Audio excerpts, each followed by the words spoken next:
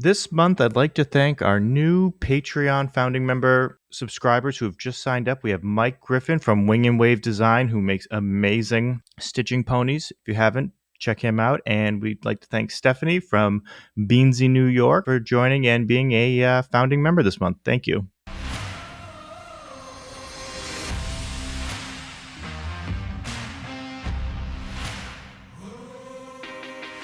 Welcome back to the Leather Shop. I'm your host, Matt Roach, and this month we have Possala from Possala Designs out of Madrid, Spain. Possala, thank you for joining me this month. Hey man, thanks for inviting me.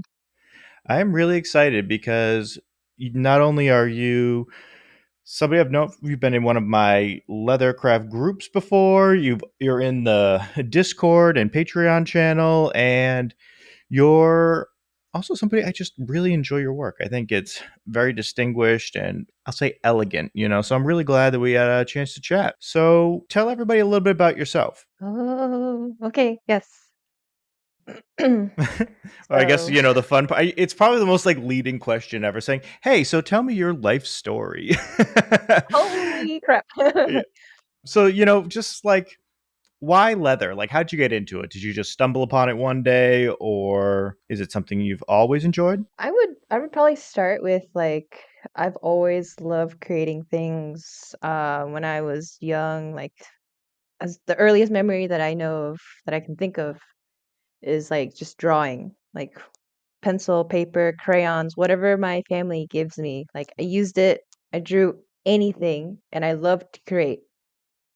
And then sometime around like 13 years old, like I come from a not so, very privileged family. So like I wanted a bag of my own.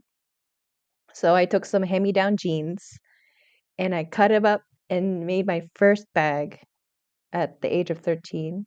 And from there, I started like just continuing making stuff like drawing. I tried to get into painting, which is really hard.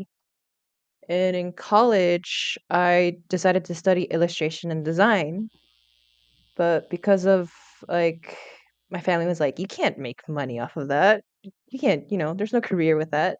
So they made me change my degree, like my study into like biology, which I love. I love science. It's also like a different kind of creation. You get to see like life, like when under a microscope and stuff.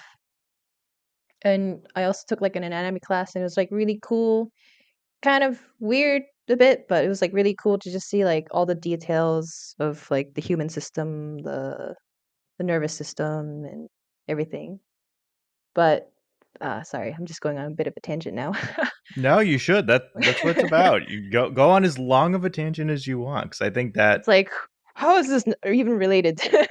no, it's funny because it. I know it sounds weird, but it all kind of formulates to like your designs and like how you do things because everyone's path is different.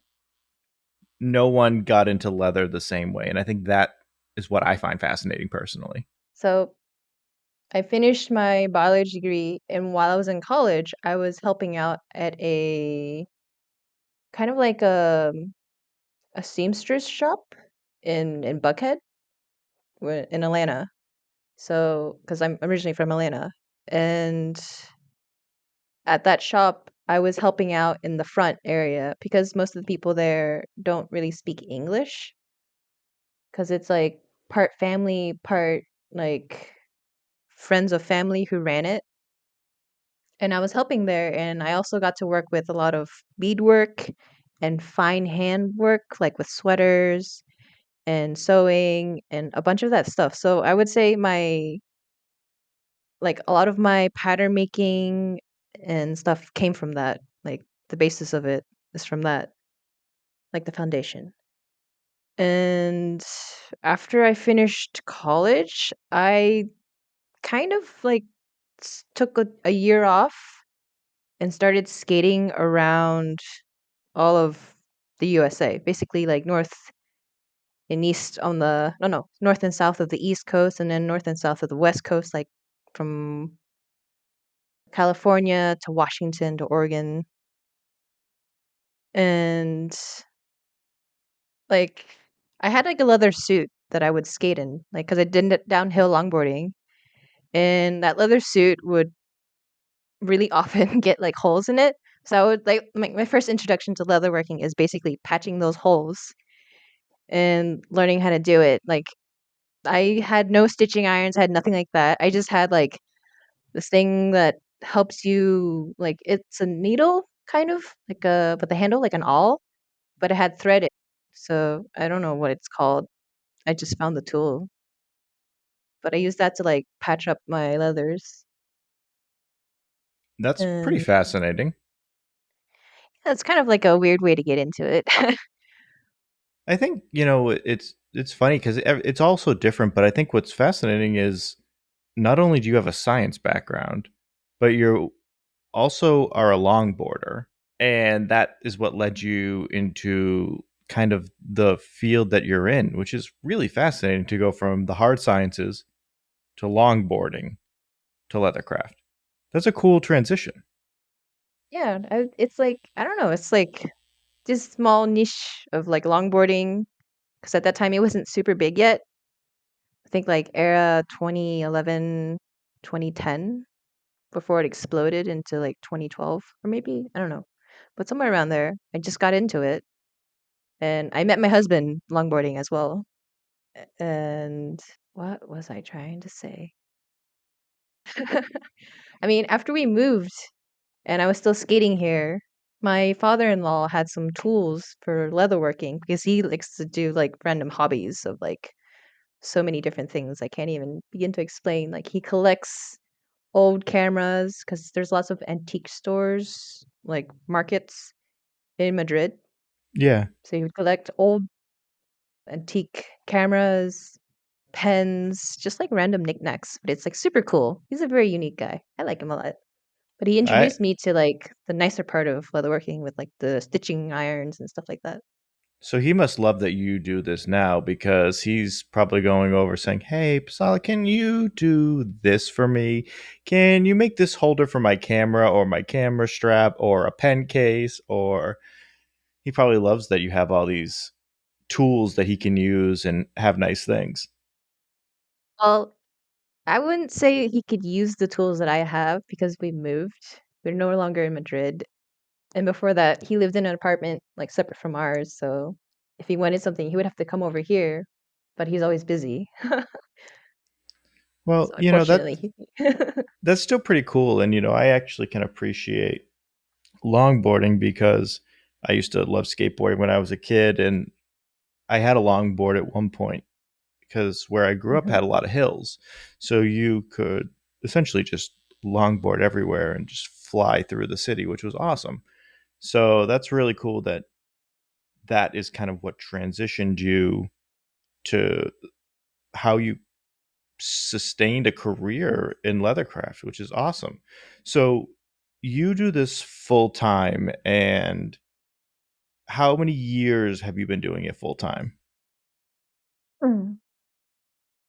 I started out as like just something to do. Like when after I patched up some leather stuffs, like my leather suit, leather pants, I got into like making more like usable things outside of skating, like ballet trays and bags and stuff. And I started that as like a hobby because at that time I didn't have the papers to legally work yet, so I had to do something. It's driving me nuts because I played WoW for a while and I got really addicted to that. Had to stop and picked up leatherworking instead. And I think I was doing that for about 7 months before I finally got a job and had to just kind of stop or like put it for like on a side burner of like very minimal hobby working for like 2 years. And then I got into like full time after I lost the job, and I started doing it full time like 2022, the beginning of 2022. So I guess like 4 years of leatherworking. That's awesome. That's really cool. Now, do you make anything since you have that background of skating? Do you actually make any products for longboarders or anything that's very niche that only a longboarder would know? Or is it just kind of you transitioned to traditional leather goods and small goods and things like that? I definitely transitioned just to small goods and bags and stuff because most of the skating related items that are leather is like way too complicated for me to get into because it's either a leather suit, leather pants, leather jacket, or leather gloves. So it's like all clothes related, which Yeah, I it's a mean very would be really different. cool. Yeah, it's Yeah. very different though. That's interesting. So it's funny because when I think of things like skateboarding or longboarding, I never really think of leather garments, but it makes sense why they would have it. And I'm sure there's probably not a lot of people who actually make clothing for them. It's probably a very small niche community of clothing makers that make it. I don't know if there is a lot. Is there a large grouping of companies that make those things, or is it really like two or three companies kind of dominate the space?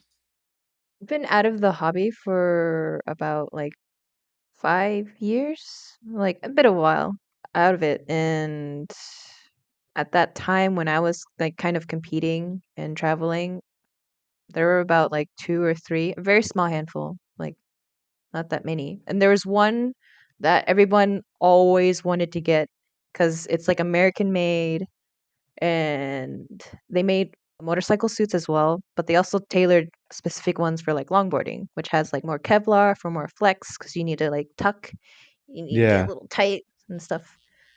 But they were like the most expensive, but also the top notch, the best of the best, like creme de la creme kind of stuffs. that's really cool. That's interesting. I never would have thought of that kind of stuff. But that's what makes those things interesting. And I think the one thing that from all the guests I've talked to, the things they find the least interesting about their journey are the things that myself and probably others find the most interesting. Because when you know more about the person, you kind of look at their designs a little bit differently of how they think in terms of why they make something a certain way. So that's really fascinating how you got to that point. And how did you learn? So did you just straight up pick up a needle and just say, "Hey, let's just see what happens?" Or did you have any formal training, or is it just kind of let's just see what happens? I love this and I'm creative and I'm artistic and let's just make something. It was most of it. Let's see what happens. Like I want to make this thing. I'm just gonna fucking do it, and I just do it. And I would relate that a lot with like longboarding because a lot of people like would look like try it out and then get really scared because they're like, oh no, and then they think too much ahead, or like with skateboarding, you think too much ahead and you freeze, you don't do it. But me, I'm just like, I gotta do it, and I just do it. Like, I think with any of which those things, you if know, you get in your head, it's kind of what I will group that in with any sport. If you're in your Mhm. head, you can't compete. It's sports or anything athletic like that or slightly dangerous. It's completely mental. After you have the initial skill sets to be able to do it, but after the skill sets, it's the mental space of being in knowing you have to do certain things and taking risks and putting your body on the line. It's difficult and it's hard for some people to make that transition, whether it's football or longboarding or skiing or snowboarding or anything that it requires any inherent risk. It's hard to change. You have to have a certain mindset for it to be really great at least in my opinion. yeah, yeah, I think I agree. So one thing I've noticed about your designs is you don't shy away from complexity. You dive into things that I don't even attempt to try, very advanced gussets and projects that just seem inherently complicated and they come out amazing. So, do you just naturally just like hit the ground running and have these come out awesome, or do you go through like 10 iterations before you strike gold with something like your I noticed one of the things like the folio you made that was beautiful, and some of your purses they have very advanced gussets and very unique designs, and they come together very elegantly. Is it something you just make up in your head and you're just like, okay, or is it through advanced research they say, okay, these aspects seem like they could work? Is it the science background, the mathematics that kind of works for you? Because scientists tend to be very mathematically savvy, so there is a lot of math in design in making sure Oh, that things can work appropriately. Is that what comes into it, or is it just you just see it and you're just like, hey, let's just see what happens?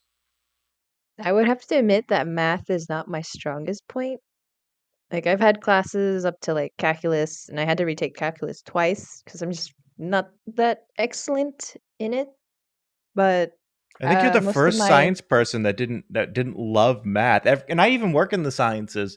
And scientists just they tend to love math. They get so a lot of them are like math majors that end up being drawn into the sciences because oh my math God, is just so huge in the sciences. So I it is like that. huge. You are It's the like first you're the first pretty person. I love important. it. Like in, I think in high school, one of my biology teachers was like, "You should consider going into there are like different careers in the science uh, area. Where there's one where it kind of combines with art, where you draw microscopic, you know, what do you see on the microscopes?" And Oh, she that's was like, "You cool. should totally do that." And I was like, "Oh, maybe. Where is it?" And she's like, "It's some other state." And I was like, "Oh no, I can't afford that." So I just never did it. But I'm more of the artistic side of the science rather than the mathematical part of it. Well, you need both, but Mm. that's awesome. That's really cool. So then how do these designs come together? Do you Oh yeah, sorry. research The or like how main do, you question. you have a unique style that I personally love, and I know we've chatted offline about how I just want to pick your brain because I think the way you approach things, I think it's kind of how my mind works, but I don't have the execution like you do. You find a way of taking it from your mind and making it to a tangible product. I like look at a lot of like inspirations or references. It's just pictures, like previous works, fashion articles, and I'm like, ooh, this looks really cool, or ooh, wow, they did it like that. And I'm like, oh wow, and I just take little bits of here and there, like, what if I just do it this way and make it my way, and then I try it out. But I definitely draw a lot, like a lot of rough drawings, like of like, oh, I want this gusset to lay like this, but I have to connect it like this and then fold it like this. And I make a lot of drawings before I do any leather work, like just a lot of it. It's too expensive. That's the problem. I'm not as artistic as you. I can't draw those things out. So for me, it's very hard to I make the paper patterns and things like that, but you don't get in my opinion, you don't get the same feeling when you take a paper and you just tape it together or staple it or anything as you would if you can draw it and you can kind of visualize it differently. I think it kind of changes the way you see a finished product because you can draw a finished product. But if you can't draw that, it makes it a little bit more difficult to see how it would actually work. Yeah, I guess that's just how my mind kind of works. Like I draw it, I color it, and I'm like, I can totally see how this works. And then So I you just go you into have that specific extra details. layer of skill that I lack. I don't know if I'll, and I don't believe that's something I can learn either. I think people who are artistic that have the ability to draw and do those things, that is a born skill in my opinion. Because I have tried in the past to learn, and I'm sure there is ways, but I think for the people that I know, they were born artistic. They can draw things and they enhance those skills. But I think you're born with a base level of skill sets. Whether you nurture that and get better at it or you don't use it at all is two different things. But for me personally, I've tried to be better at it and, took art classes and I never could develop that level of skill set and flow that some people just naturally have. So, Yeah, I don't know. do you think that's kind of what you were just always naturally artistic like that? I wouldn't say that because I don't know. I guess I was always like just very observant of stuff. Like I would always just like look, watch, study, and then just kind of absorb it and then somehow translate that. myself, like either through paper and pencil or like through stuff I make. I don't know, it's a lot of, I don't know. It's hard to describe actually. Yeah. I can see that. So, as you do this, what is your favorite part of the craft? What's the one thing that you genuinely love about it? Is there a certain aspect to it? Is there a certain part of the process? Is there a certain thing that you just genuinely love doing? Is it the designing? Is it the making? Is it what is it that you love about it? It's it's definitely the whole process of thinking, designing, making, and if it's super complex, the better. It's just like, wow, this hard, challenging thing, and I did it. Oh, this is amazing. Ah, I get so excited when I make something super complicated and it comes out okay. So for Not all the you, time, it's but the yeah. challenge of it. It's the thought that you can go from something that you didn't know if it was possible to make it beautiful and make it something that will have a lasting life to somebody else. It's always been something of like it's like just super complicated. The making it pretty was never the first thing in my mind. It's always been like, how practical can this be? How functional can it be? And then I just make it. But now the recently I've started to kind of add into like, can I somehow make this prettier? Like use the golden ratio to make it look nicer, just like kind of incorporate more of like a prettier feel rather than a more pragmatic feel. The golden ratio, what is that? I don't think I've ever heard anybody say the golden ratio. I love I it. can't really explain it. It's like something like when you do composition, there's like the golden ratio, which kind of uses Fibonacci sequence, and it's like a spiral, and it goes, So it's like one and of those boxes. When I think of the Fibonacci, I think of one of those like impossible boxes that you can't open unless you do this very specific order of operations, and then it just goes boop, and then it opens. oh, I've never heard of it like that. I've always just heard of it as like the sequence where it's like a mathematical equation and just kind of goes infinite, and it's a spiral. Oh yeah, I've thought of them from they're like puzzle boxes, I think, or at least that's what I always thought they were. I didn't realize there was more to it. I I didn't think either. I think I've seen them in movies before. I think that's where I've seen them, but I could be wrong. I don't know. There's so many aspects of numbers and math that I don't even pretend to understand. It's far too complicated. It's above my pay grade.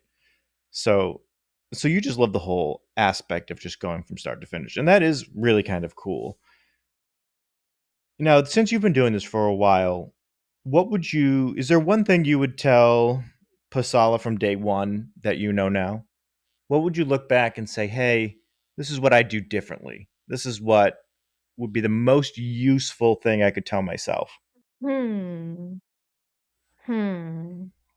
Get a bell skiver as quick as you can.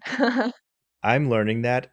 It's so funny you say that. I'm learning that incredibly fast that you cannot, you can, so I will change it. You can do very beautiful, luxurious things, but the more complicated things you try, it gets increasingly difficult to get perfect skives by hand. I've tried it, but I never get it. Even with an extremely sharp knife, I never get all pieces straight across exactly even. I get it close, but it's very, very difficult. And that is the next machine. If I'm going to get anything, it will be that. I would say that I'm a lot more accurate skiving by hand just because I've done it for so long by hand. I got the Really? machine probably like 2 years, 1.5, 2 years ago. Even on And long before that, stretches, you're more accurate by hand versus machine, like on a long stretch, say a bag. yeah, That's I would say I'm really more accurate. fascinating. It definitely takes me a lot longer. I would have to like take breaks to sharpen the thing, you know. So it's a That's lot faster with impressive. the bell skiver, but I'm a bit more accurate by hand, mainly because like I did it by hand for so long. It's like, "Oh, I know how it feels. I need the sharp knife to be sharper now. I need to stop. If I go any further, I'll fuck up the leather. That would be so bad." but Yeah, most of the practice is mainly from like, because in Europe, I don't know of anyone who splits leather like when you send it out, like Rocky Mountain Leather, District Leather Supply. They all have like splitters that they offer that splitting service. But a lot of the leathers I get locally are not split. Like there's no splitting service unless I send it out to the UK, which is also like kind of sending out to the US. So it's like, why? so how thick does the leather typically come that you order? Is it, Two 15, 16 millimeters. ounces, or is it, Oh, Whew. I see so I guess how in millimeters, is it 6, 7 millimeters, or is it 3 to 4 millimeters? it's about 2.5 and up. Oh, so that's not terrible. It's not terrible if you're making just bags, but if you make lined bags, you can't have like a 5 millimeter bag. That's like way too heavy. Or like Yeah. wallets. It was way too No, heavy. it's that's true, but I was expecting it to be much thicker than 2.5 millimeters. That's not terrible. Yeah, yeah, yeah. Definitely Like not like 6 millimeters. That would be like be like saddle. 16 ounces. Yeah, that'd be like 15 ounces, right? Mm, I'm not sure. I have a The conversion conversion chart rates. downstairs, so I never know them off the top of my head. So I think, yeah. So if you were looking at 5.5 to like 6.5, that's 14 to 15 ounce. So if you get it at 2.5 or so, that's like 6 to 7. So the smallest you can get it locally is about 6 ounces. So for liners and stuff like that, wallets, you have to skive down 4 inches or so, 3 inches or 3 ounces. Oh, I was like inches. Yeah, that was a crazy thing. Yeah, so that's a lot to take off, especially for small goods. Yeah, when I started, I had to like just split it by hand. So you start getting a good feel of like how I had to hold the knife, how you Oh, have no to wonder you're hold it. good at it. You had to talk about trial by fire. It was pretty painful. I don't recommend it to anyone because I got the worst kind of hand fatigue, finger fatigue for like the longest time. And it also depends on the type of leather. I can't imagine taking that amount off of anything but veg tan or really high end veg tan because the difficulty of doing it on, actually, I don't know, maybe it could be easier on chrome tan, but I tend to go through chrome tan much fast. I don't think I could be as accurate. I honestly think my wrists hurt more if I'm skiving down chrome tan versus veg tan because I feel as though I have to hold my wrist a certain way so I don't go through it because sometimes it's too It's really flimsy. stretchy. Yeah. So with like chrome tan, you have to kind of force it at a down and forward angle to cut, like more down than forward because of how stretchy it is. So it like really wore me out because I worked both with chrome tan and veg tan. Yeah, I could imagine that would be hard. And especially it could be hard on the other end too if you go for a harness leather or something like that, which I don't believe you tend to work with a lot, at least from what I've seen you post. That also is a difficult one. I find getting even across the board is very difficult. So for me, I was working on something yesterday. I have some really thick harness leather, and my mother in law wanted a strap, a watch strap. Hmm. So I was like, oh, sure. Like, this shouldn't be that bad. It's about 15, 16 ounces. So it's really thick. And I didn't have a thinner. So I was like, well, I'll just make the best of it. And I tried thinning it out, and it is incredibly difficult for me to get it completely even across the board. Whether I was using a French edger or a skiving knife, I could not get it completely seamless across. I don't know how people do that. I think that is a skill that is very difficult to get it perfect across like a piece like that where you're thinning out the entire thing. Not an edge, but you're doing it across the entire piece to a certain thickness too. Like you're not taking it down to what I'll say is zero point 0.8 to 1.2, 1.4 millimeters. You're not taking it down to virtually, nothing. You're not taking it to 1, 2 ounces. Hmm. I, Right. I gave up halfway through and I'll probably start again because I couldn't get it perfect. It is very difficult to do. So I admire people who can be that accurate across a long stretch. I don't know how they do it. I'm also part of a Discord for like the subreddit Leathercraft, I think the name is. They have Oh, like nice. another Discord where they also offer tips and stuff like that. And I've learned that from them that if you try to Skype with a knife that's not super duper duper sharp, you're gonna have a really bad time. So I sharpen my knife all the time. Well, not all the time, but like almost every other day because of how much work I do nowadays. But I would always like shit. What's that word? Not skive. With the leather, like you scrape the leather knife on this piece of leather. Oh Oh, my God. strop.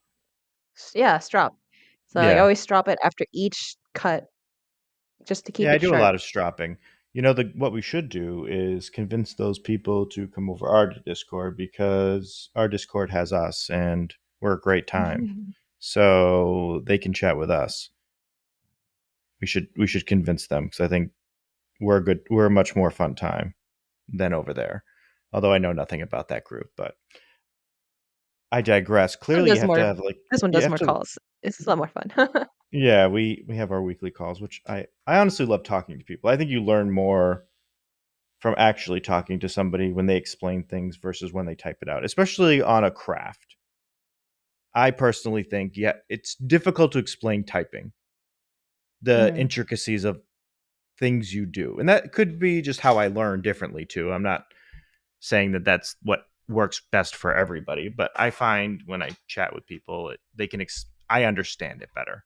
But the other thing I always like to ask people is since whenever anybody's what I'll say is a small business owner, what is because I think there's every time there's probably people listening who are thinking about going full time or making their hobby a career or a viable business. And I think there's value in informing people, especially if you have family, significant others, kids, support, other loved ones. It's good to know as much as you can before you jump into it. So, what is the best and the worst part about owning your own business? And I guess I can say internationally too, because I think we have a lot of listeners outside the country where there's also things they need to know too. So, what are the best and worst sides about being a small business owner?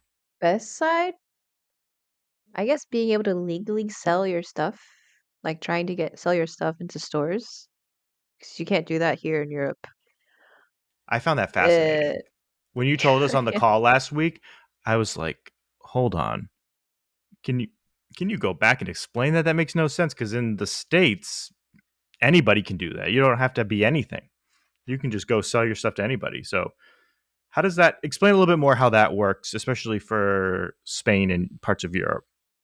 oh Lord, okay.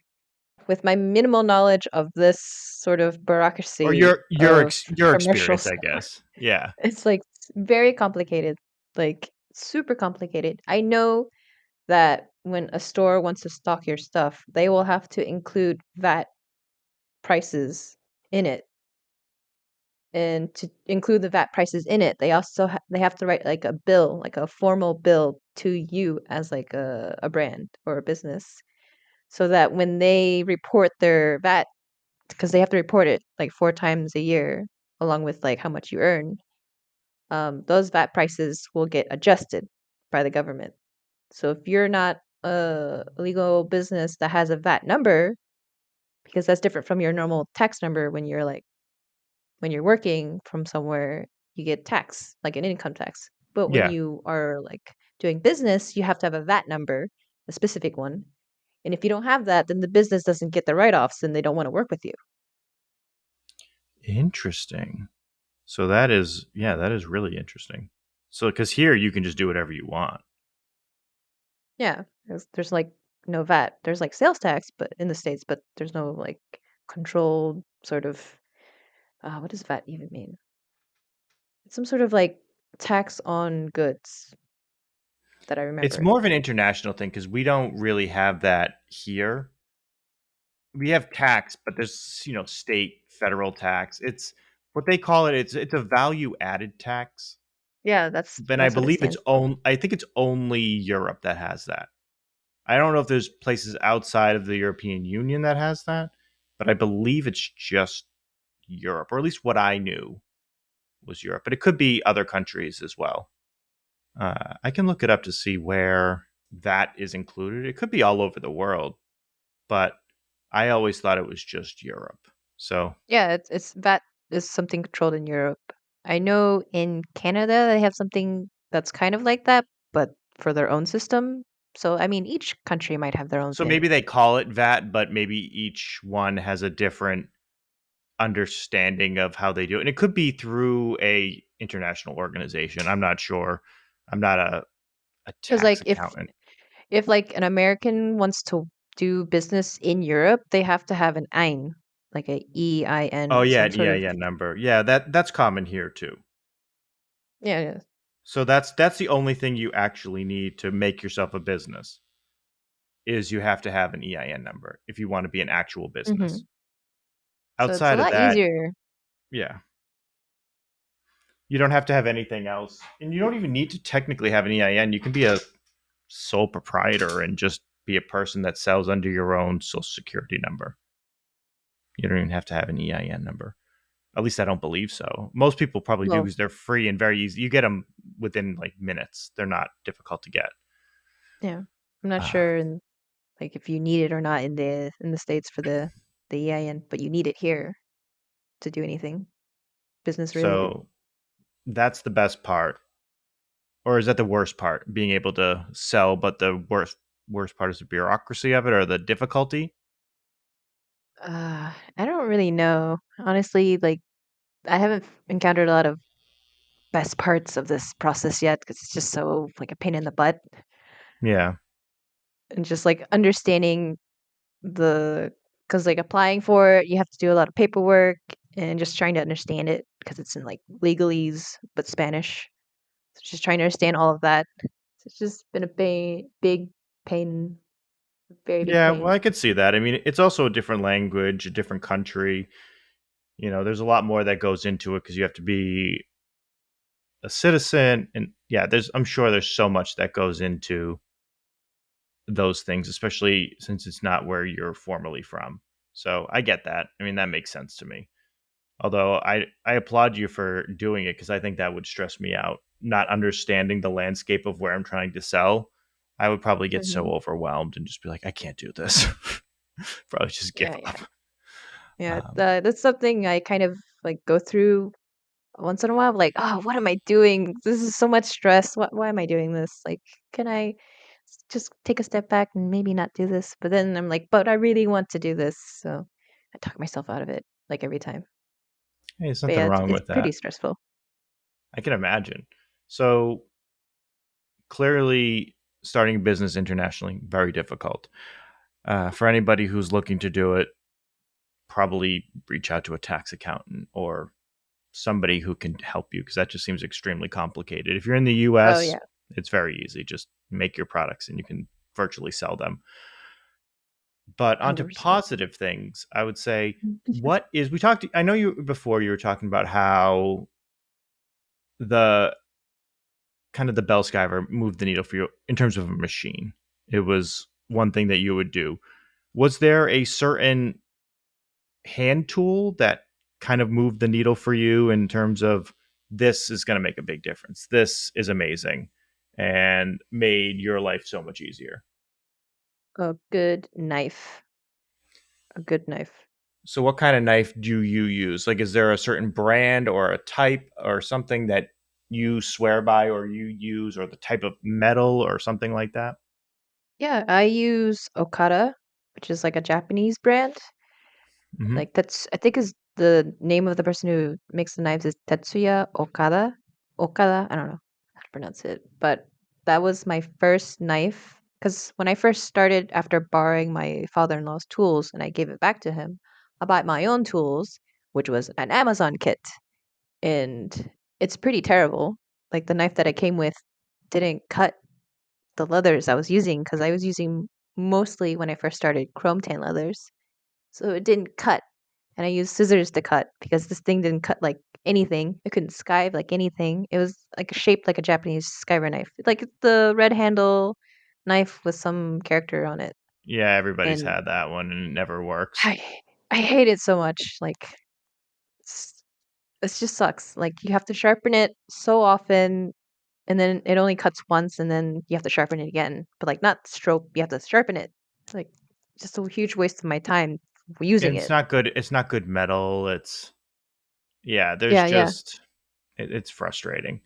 It I doesn't keep its edge. Oh, it's terrible. yeah. I did notice that made a big difference, and I don't even really love the knife I Mm. have. I'm actually trying to look up the guy that you were saying to see if I could find his knives. Who sells it? Where'd you buy it from? Okada Factory. I found it on Instagram. Someone in the Leathercraft subreddit recommended it. Like the Discord recommended it because they love it. And I'm like, all right, I'll try it. And I bought one, which if you buy something outside of Europe, you also have to pay import tax. So it was like a lot more expensive for me to get. And but now there's like a local European, like a Spanish reseller who's stocking their knives. Oh, So that's I'm nice. getting it from them now. Oh, that's cool. So that makes it easier. Um, Hmm. I'll have to check out their stuff and see if it's something I should maybe upgrade to because I don't necessarily love my knife. It's not What is great, it? although I have that like Rocky Mountain one where they say it's like Japanese super blue and it's just not very good. It doesn't stay Mm. sharp very long. Hmm. I don't know. And to be honest, I just Googled it and it looks like somebody else is selling something very similar to it. So I think it's probably just a cheaper, like it almost seems like it's a knockoff of the Okada ones because it looks very similar to it, but it doesn't look as nice. I think the So shape is pretty common, but just what Okada makes and the steel they use, the steel I looks like it a different. lot. A lot, like a lot. Oh, I love it so You have to much. after this is over, you're gonna have to send me pictures so I can see what yours looks like versus mine, and we can do a deep dive so I can get a better knife because that is definitely something that I need to do because mine Yeah, is it's okay, it's just not good. So totally. that And is it's reasonably affordable, I would say. yeah. You know, It's not like $100 knife or anything like that. No. yeah, and that one from Rocky Mountain I think was like 90 or $100 and it's not good. It's sad that one's cheaper and it's actually better. Like how often do you find you have to actually like make it sharp again? Not I'm trying to think of the word of use your sandpaper and your Like sharpening it? whetstones. Yeah, how often do you have to do that versus just stropping it? It depends on how much I work. But after a bag, like a whole bag project, I would probably want to sharpen it. Okay. Sometimes I don't do that because Do you use whetstones or do you use just sandpaper? I use whetstones.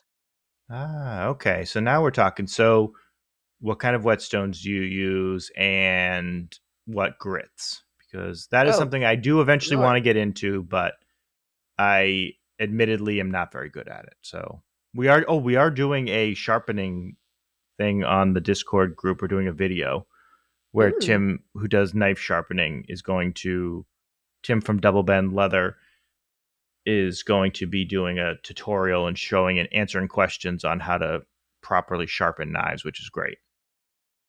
Ooh, excellent. So Gotta tune hit that up. so tune in for anybody listening. He's going to be doing that probably soon, probably towards the end of May. We'll do it because this will go out the beginning of May and Hmm.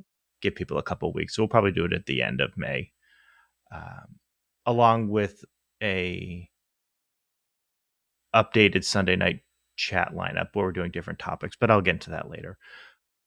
Whetstones, talk to me. I want to know everything because Oh I want God. to eventually get into it. What do you use and what do you know? Not everybody knows tons, but I'm very interested.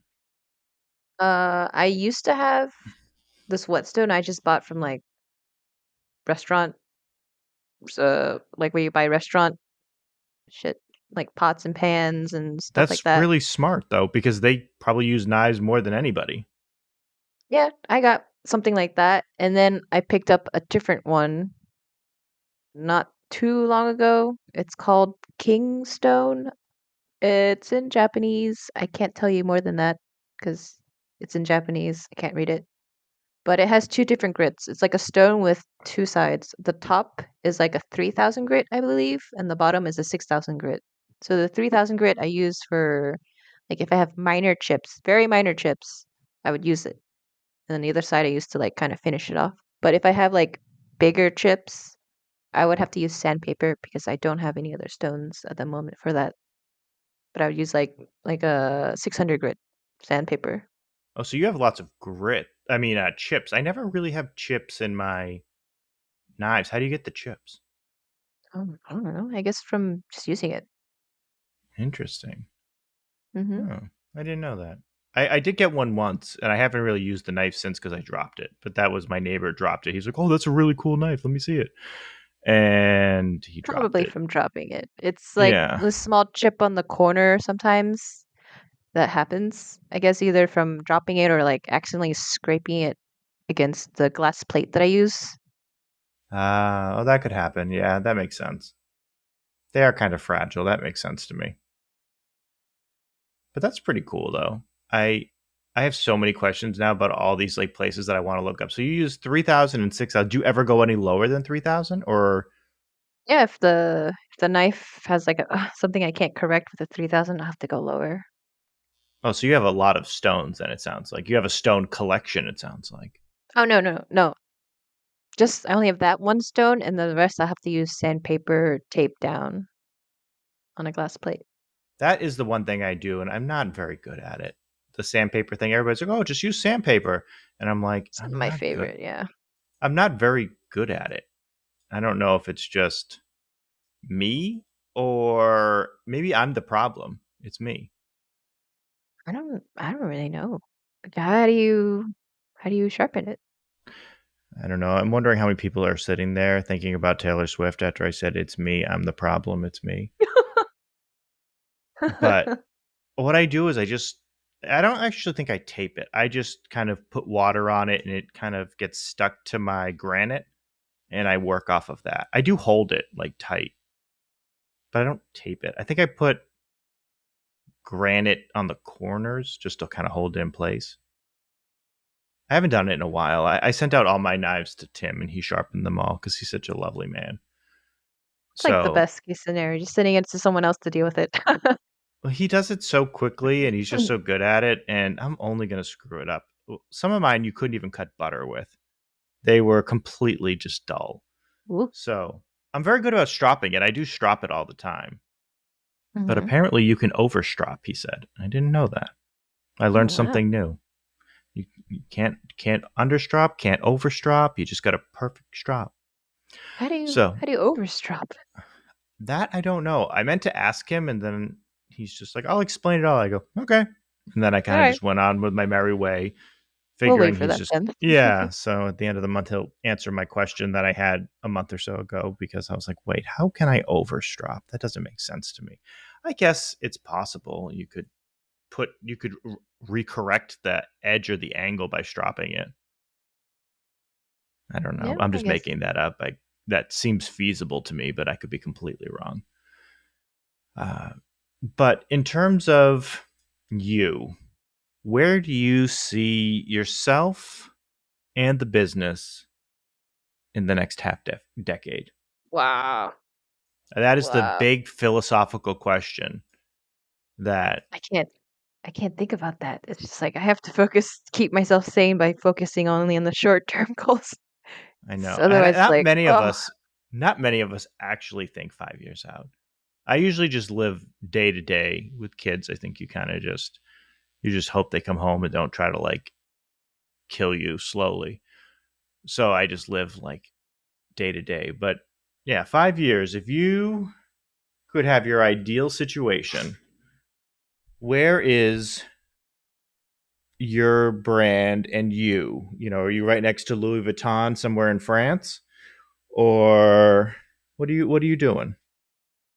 I don't think I would ever go up to being something like a big brand like Louis Vuitton or Fendi or anything like that because I really like working with leather myself. So like Yeah, if I go into that huge of a business goal, I would have to like outsource my work, and I don't want to do that because I really enjoy the actual work. Yeah. So I think a it's lot of like, makers feel that way. They don't want to lose the relationship they have to the products they make. And I get that. That makes sense to me because I think we all do it because we love doing it. yeah, and I think that's just for like a more of a maker stance. I know from business it's not very realistic because if you want to expand your production, expand and earn more money, that's not the way to go. Or unless someone can point me in the right direction and I'm completely wrong, then please.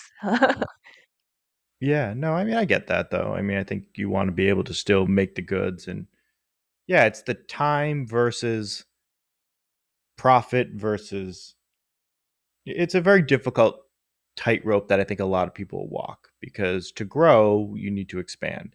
And to expand means you have less autonomy over your products and you have less ownership over the products and you're pulled in different directions because to grow, you have to do different things, you know? So it's a double-edged sword that I think a lot of makers struggle with because it's different than if you're owning a business that's not a what I'll call an artisan-based business.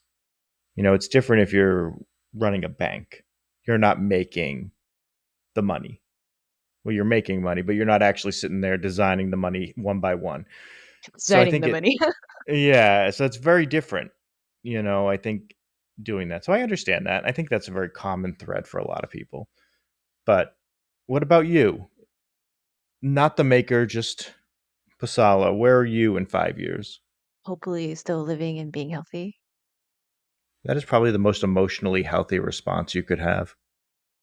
Like I have to like when you get into this kind of stuff, you dedicate a lot of your time into it and you start kind of ignoring a bit of your loved ones. So recently I've been like kind of recentering my focus like I need to love my husband, love our cats, love everybody, love I my think friends. that is probably the one thing a lot of people took from the pandemic.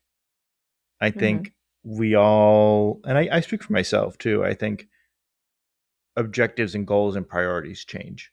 I think you see things, and some, not everybody, but I think for myself, I see things differently. I think I look at it as what is important to me is not necessarily what was important to me 5 years ago.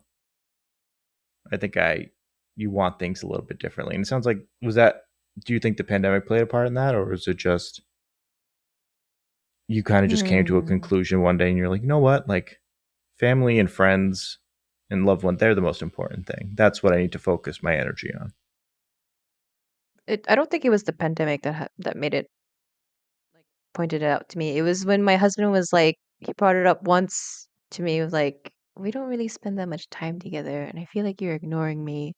Or like, he brought it to my attention of like, I need more love, and I was like, oh, you know what? I need to nourish this too. I think that also is like extremely healthy because I think a lot of people probably don't communicate those things and it just goes unresolved. So if you don't Hmm. say anything, you don't realize because it's very easy to get sucked into your work, especially if it's something that you're creating on your own. I think people they get sucked into work for all fields. It's not one, but I think that hours kind of just like disappear when you're making something.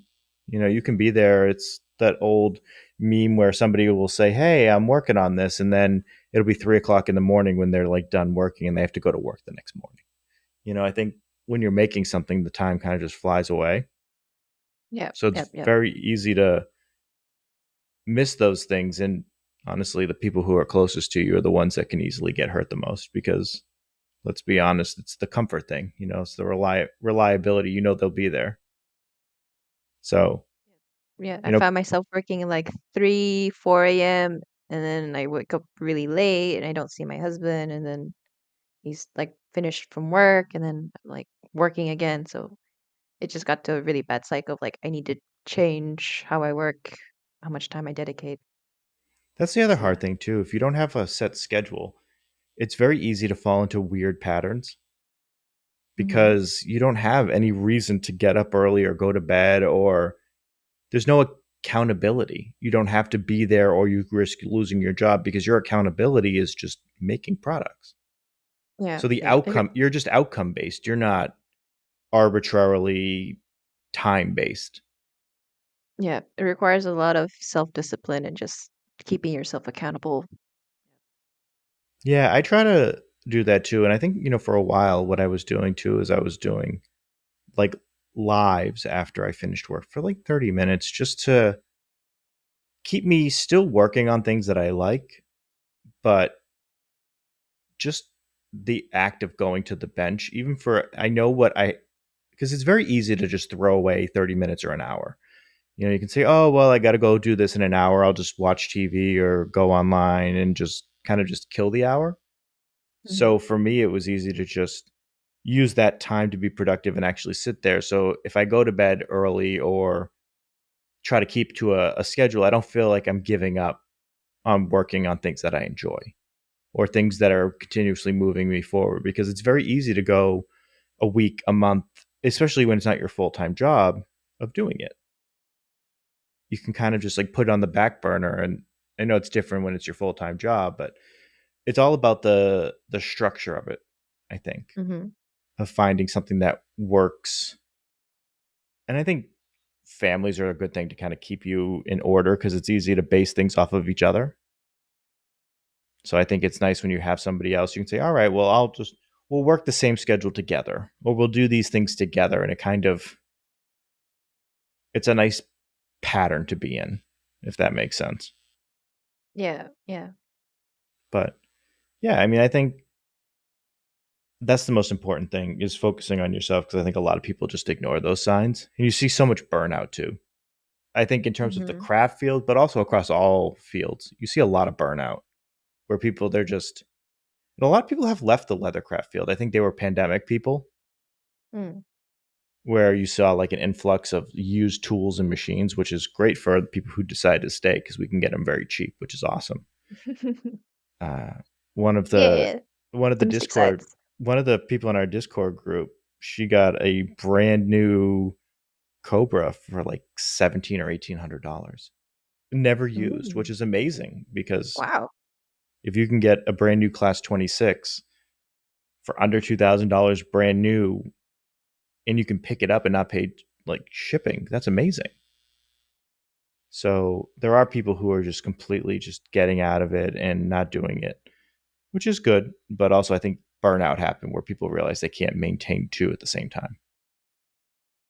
Yeah, So it's really hard to balance work, life, love, family. I think it's an ever evolving thing. And I think it's the reason why I actually enjoy bringing up these type of topics is because I think they're kind of like frowned upon topics. People don't actually mention it. They just say, "Oh, well, I can make it work," or "It's not that bad. It's just me." But I think it's a very common thread that a lot of people don't realize, that a lot of people kind of feel that burnout and they go into the creatives and they do those things, and it is difficult to sustain all of that. So I'm glad that like these topics kind of get brought up because I think it humanizes the things that people tend to ignore, which I think is important. But what is one last thing? What is something you want to share with the listeners? Are there any projects, anything fun, anything you want people to be on the lookout for, or what can, if you had 30 seconds or a minute to just have your own PSA, what would you tell people? Just straight up talk about yourself as much as you want. What would you say? This is really hard because I'm not a big fan of talking about myself. Like I'd rather listen to others. That's also Jeez. another very healthy thing. I think as a society, people tend to love themselves and love talking about themselves. Very a lot. You Yeah. have a lot of healthy attributes. Good for Oh, you. thanks. Oh, wow. So, what if you could just toot your own horn? What would it be? What's something exciting you're working on, or what people should be on the lookout for? What's Um, 2023 like for Possala? oh boy. Well, I hope to expand into the local market in Spain because like most of my stuff gets sold overseas or Yeah, like to other countries in Europe, but not so much in Spain. So I hope to like kind of progress out there and make new products that can cater more to their lifestyle and the tiers of economics because it's a little bit lower salary compared to in the States and the rest of Europe, honestly. I love it. I love everything about that. So essentially, Spain, if you're listening, Possala's coming. She's coming to just take it over. I like it. I think that's what's good. I think that's what the future holds. Where can everybody in the world and Spain find you? Literally, or what do you Well, mean? like, yeah, where in the world is Possala? No, like your Instagram, your website, your I don't know, the markets you're going to. The like, where can they actually like find your products? Oh, I'm sorry. That was such an that was such an honest response that I just love. It was just like, what do you mean? Where are they going to find me? I'm at my house. Oh, Like digitally, I'm on Instagram, Possala.designs, and I do have a website, Possala Designs, as you can tell. It's just my name, designing. And regards to markets, I've been reaching out to some in Madrid and some more in like the province that we're in Asturias. So hopefully Oviedo and Gijón, possibly, like these are cities you might not know, but they're like local cities. So hopefully I'll be there. I love it. I love everything about it.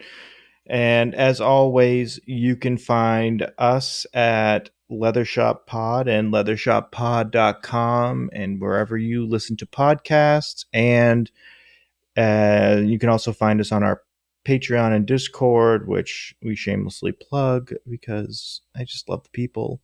And at the end of the month, we are going to be having new rollout for our Sunday night chats where we will have individual topics to start out the hour so people can share experiences and things that they found through various topics, whether it be social media, business, markets, things like that, where we can find things that can add value to people to expand their business.